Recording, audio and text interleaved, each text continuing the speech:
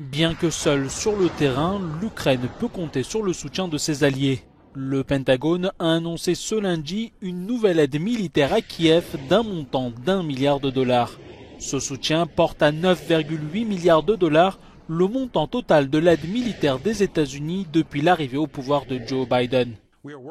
Nous travaillons pour répondre aux demandes prioritaires en matière de sécurité de l'Ukraine, en fournissant notamment des armes lorsqu'elles sont disponibles ou en facilitant la livraison d'armes fournies par les alliés lorsque leurs systèmes répondent mieux aux besoins de Kiev. Sur le terrain, les forces russes continuent de bombarder les villes ukrainiennes. L'une de leurs dernières frappes a effrayé la population à Kramatorsk. Nous étions en train de dormir et à 2 heures la nuit, il y a eu une grosse explosion. Un missile est tombé ici, toutes les fenêtres se sont brisées.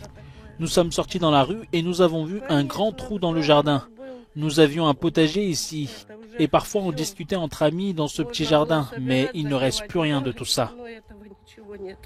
Pendant ce temps, les Nations Unies ont annoncé lundi une augmentation majeure de leur appel d'urgence pour l'aide humanitaire à l'Ukraine, estimant les besoins à 4,3 milliards de dollars entre mars et la fin de l'année. Pour l'hiver à venir, la situation va se détériorer étant donné que davantage de personnes seront déplacées dans des zones où l'accès au gaz, au carburant ou à l'électricité sera limité.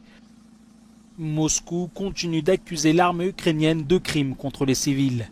Selon les autorités séparatistes à Donetsk, 2 personnes seraient mortes et 5 autres blessées dans une attaque ukrainienne.